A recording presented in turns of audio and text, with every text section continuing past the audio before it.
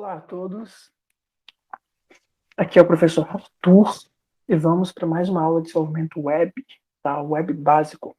Hoje a gente vai falar dos conceitos básicos para se chegar no desenvolvimento web, né? Para isso, eu criei para vocês um mapa conceitual onde eu tenho a ligação de diversos termos que são base para o desenvolvimento web. Vamos começar do primeiro lá em cima. Primeiro, a gente tem que pensar bem o que é web, já que a gente vai desenvolver para a web o que é web. A web é totalmente relacionada com o conceito de internet. A internet, ela funciona com a ligação entre todos os países do mundo, ou praticamente todos. E essa ligação, ela permite que eu envie uma informação daqui do Brasil, que ela chegue em qualquer lugar do mundo, né? Nessa imagem, vocês conseguem ver que há ligações na costa brasileira, a ligação do Brasil com a África, e assim por diante. Não mostra uma ligação interna no Brasil. Por quê? Aqui é uma imagem que mostra a ligação, principalmente, né, a ligação realmente no backbone da internet, que é a parte da estrutura da internet, principalmente. Por exemplo, quando mostra o Brasil conectado à África, aqui é um cabo de fibra ótica que passa debaixo do mar, que liga os dois países, né? Aqui, em tese, a gente não tem empresa, tipo, uma empresa de provedor de internet fornecendo. Tá? Tem essa ligação. As empresas, elas são autorizadas a funcionar e elas usam essa arquitetura toda.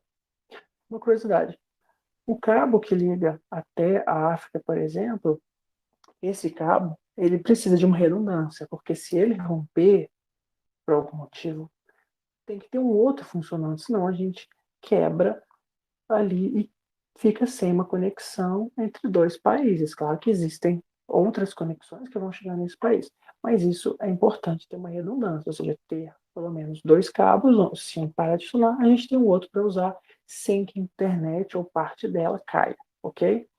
E essa internet, né, ela configura a conexão entre pessoas de todos os lugares. Então, aqui dentro do país, né, nós teríamos que ter conexão interna também, né? Eu tenho conexão com a universidade, tenho conexão com o meu provedor com o vizinho, e assim por diante. E essa conexão, ela é toda feita por dispositivos, né? E nós chamamos eles de nós. Por que nós? Porque aqui a gente considera que é como se fosse um emaranhado, uma linha gigante, várias conexões, e ali cada pontinho é um nó, tá bom? E esses nós, eles podem ser de vários tipos. Por convenção, aqui nessa aula, eu vou chamar boa parte deles de roteadores. Tá? Então, tudo que vai passar dados para frente, eu vou mandar uma informação para um vizinho. Até chegar no meu vizinho, tem que passar por vários dispositivos. Tá? Eu vou chamar todos de roteadores só por uma questão de convenção. Mas no meio disso, a gente tem hubs, a gente pode ter switches, a gente tem servidores, a gente tem vários dispositivos no meio disso. Mas vamos chamar todos de roteadores porque eles estão na rota, tá? Eles estão fazendo o roteamento dos dados até chegar no vizinho, no caso do exemplo. Além disso, nós temos os principais para o web aqui. Os clientes são os nossos dispositivos, daqui a pouco eu falo mais.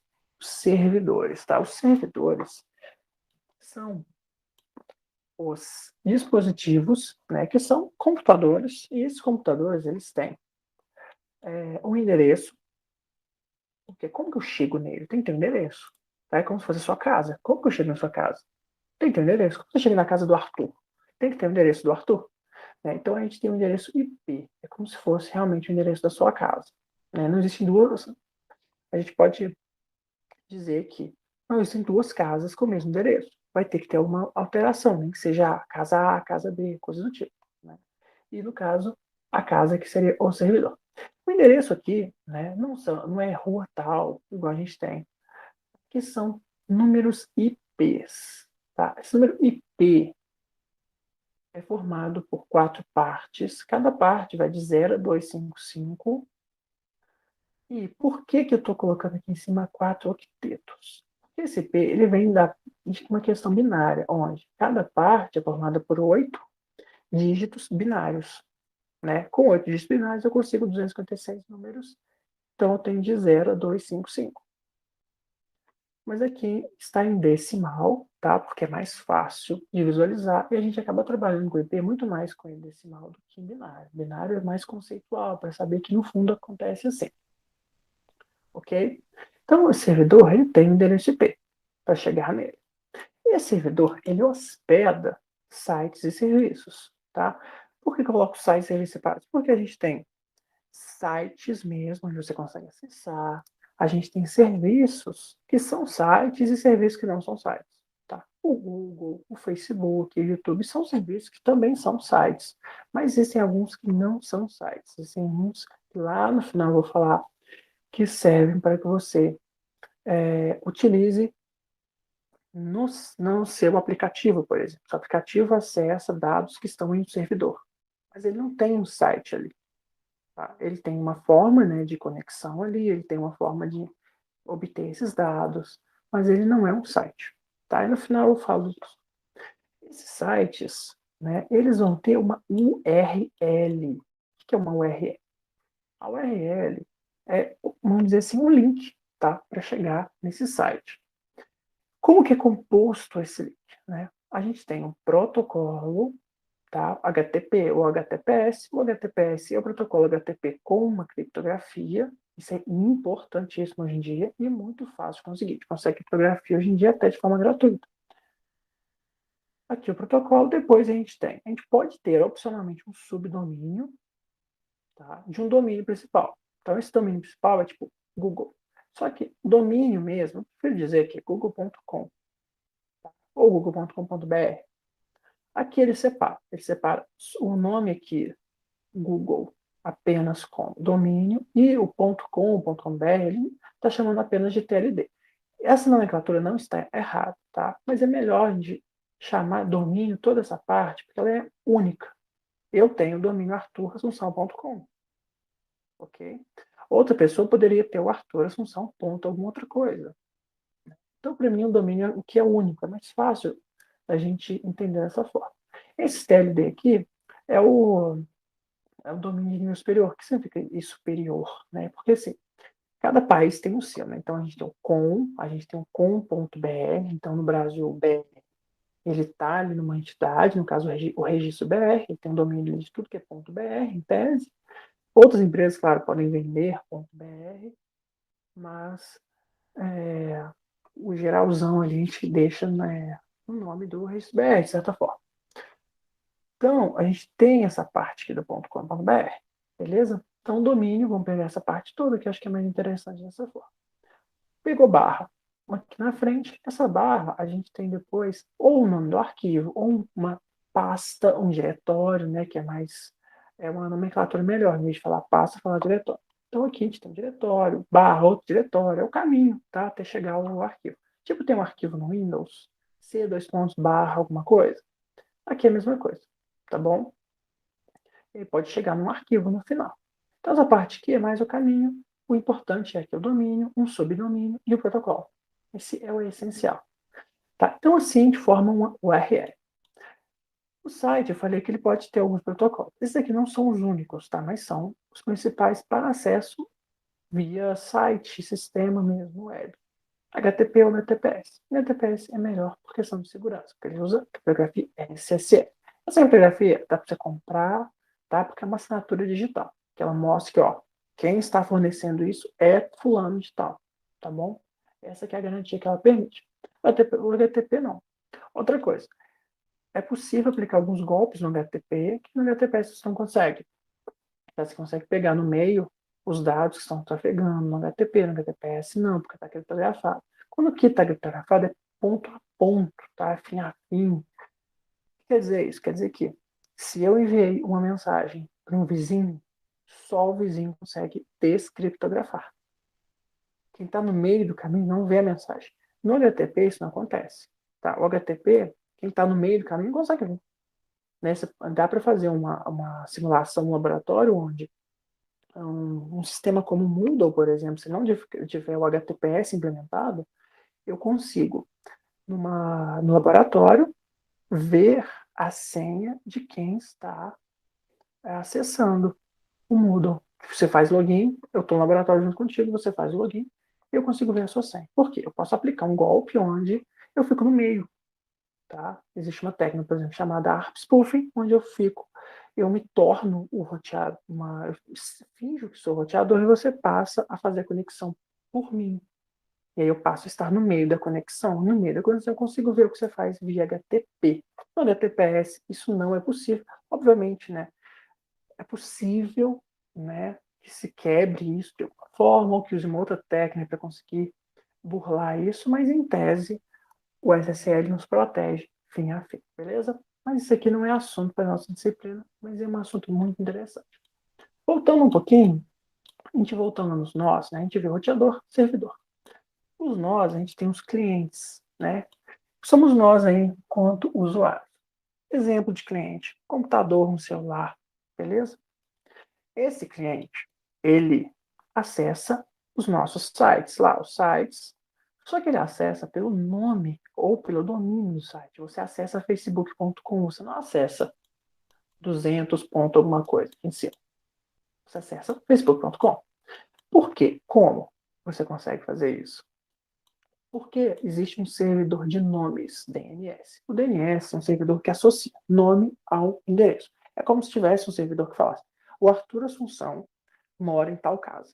Então, se você quiser ir na casa do Arthur Assunção, é só olhar lá, ó, quero Arthur Assunção. Ele mostra a casa, entendeu? Isso é um DNS.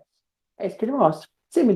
Você fornece para ele o nome, facebook.com, ele te dá um número de onde está o Facebook. O número IP, o endereço IP, entendeu? Então, assim, você consegue achar o IP do servidor apenas pelo nome dele. Porque existe no meio disso um servidor de nomes. Tá? Então, geralmente você, na hora que vai fazer a conexão, vai acessar o site, ele pergunta para o DNS qual que é o IP desse site depois que ele acessa o site. Tá? Ele não acessa direto o site. Obviamente que ele pode usar cache e tudo mais, mas não vem ao caso. E os clientes, gente, vão utilizar um navegador para fazer esse acesso. Esse navegador ele pode fazer uma pesquisa, por exemplo. A gente pode pesquisar no Google lá. Quando a gente pesquisa, a gente vai chegar em alguns sites, né? No caso do Google, ele vai mostrar uma lista de vários sites. Por que, que um site aparece antes de outro? Por que, que um está em primeiro e o outro não? A gente tem uma técnica chamada SEO, que é a otimização para mecanismos de busca. Né? E aí, durante o desenvolvimento da disciplina, o andamento dela, eu vou mostrar algumas coisas focadas no SEO, mas não vou focar em SEO, mas eu vou dar uma pincelada em algumas coisas que vão casar com o conteúdo do momento, ok? Isso vale muito a pena. Então, o SEO é isso, é otimizar o seu site para que ele apareça melhor ranqueado no Google. Tá? A gente não sabe, tá? Ninguém sabe como é o algoritmo do Google. Ninguém sabe, ninguém conhece ele exatamente. Mas o Google, em alguns sites, eles fornecem algumas informações, né, para a gente ter uma orientação. Tá? Não resolve, ajuda muito. E também, como está todo mundo perdido nesse mundo, perdido entre aspas, tá? Então, assim, como ninguém sabe exatamente como o algoritmo funciona, então está todo mundo no mesmo patamar. É só estudar sobre. E esses sites, né, que a gente acessa, ou que a gente mesmo desenvolve, né, ele é desenvolvido pelos desenvolvedores. Então, você aí pode ser um desenvolvedor de sites. Essa disciplina vai ajudar na base para desenvolver um site. E a gente se envolve em duas partes, né, principais: o back-end e o front-end. Né? O back-end é a parte que fica mais por baixo dos panos, é o que fica mais ali perto do servidor, o banco de dados, uma linguagem de back-end, por exemplo, Ruby, a gente pode ter um JavaScript no servidor com Node, a gente pode ter PHP, que é extremamente famosa, e a gente pode gerar um serviço chamado API. Tá? A API é aquilo que eu estava falando no começo e que não detalhei. Como assim? Aquilo que? Lembra que eu falei que o site serviço a gente pode criar um serviço que não tem um site? Uma API é isso. A API é o seguinte: eu posso acessar uma URL, por exemplo, uma URL chamada artursussão.com barra produtos barra 1. Essa URL pode me fornecer dados do primeiro produto que eu tiver para vender. Vamos supor que se eu vendesse alguma coisa, né? Ok? Aí essa URL me forneceria os dados desse produto, mas ela não fornece um site, só os dados do produto. Isso é mais ou menos uma ideia de uma API. Tá? Ela te fornece informações, mas ela não é um site. Isso é muito importante, é muito comum hoje em dia a gente desenvolver um site, um sistema onde ele tem um front, tem um banco de dados lá e tem uma linguagem no back-end, um Ruby, um PHP, que cria uma API. Tá? Então, o front ele acessa a API, puxa os dados e exibe. E a API, ela puxa os dados do banco de dados. Beleza? Isso é possível, isso acontece. Então, esse é o back-end, que a gente não vai ver nessa disciplina. A gente vai ver o front-end, a base do front-end. Aí não vou aprofundar muito, porque o front-end é gigantesco, mas aí eu posso fornecer para vocês um direcionamento. Você pode seguir esse caminho, que é um bom caminho para conseguir um emprego, conseguir uma satisfação, conseguir um emprego fora do país, uma, uma área que é muito bacana. Eu acho essa área de web a mais interessante de toda a computação. Então, a gente tem um front-end que ele vai vir em 3 camadas. O HTML, que é a parte estrutural, né? Por que estrutural? Porque o HTML ele mexe com marcações. Eu marco, ó, isso aqui é o cabeçalho, isso aqui é um parágrafo, isso aqui é uma barra de menu, isso é uma barra lateral, isso é um rodapé. É isso que ele marca. Isso aqui é uma imagem, tá? E essa parte estrutural, ela precisa ser estilizada, ela precisa ficar mais bonita. Aí, para isso, existe o CSS. O CSS, ele diz, tá, aqui tem um cabeçalho, mas qual que é o tamanho dele? O CSS define. Qual que é a largura? Qual que é a cor de fundo? Qual que é a fonte do texto que vai estar no cabeçalho? Qual que é a fonte desse parágrafo? Qual que é a cor da fonte? O tamanho da fonte? Isso o CSS faz. Okay? E, por fim, o JavaScript, ele já mexe com a parte dinâmica, onde ele consegue dar mais dinamismo. Eu cliquei numa imagem pequenininha, aí ela ficou grande e me mostrou. Eu passei o mouse em cima de uma imagem e veio aquele zoom. Site de produto tem muito isso. Você passa o mouse em cima o cursor do mouse, né, em cima da imagem, e ele vai dando um zoom nela. Isso é feito com JavaScript. Hoje em dia, alguns recursos, como animação, dá para fazer com CSS. Tá? Hoje em dia, o CSS está muito poderoso. Mas, por definição, a atribuição é do JavaScript.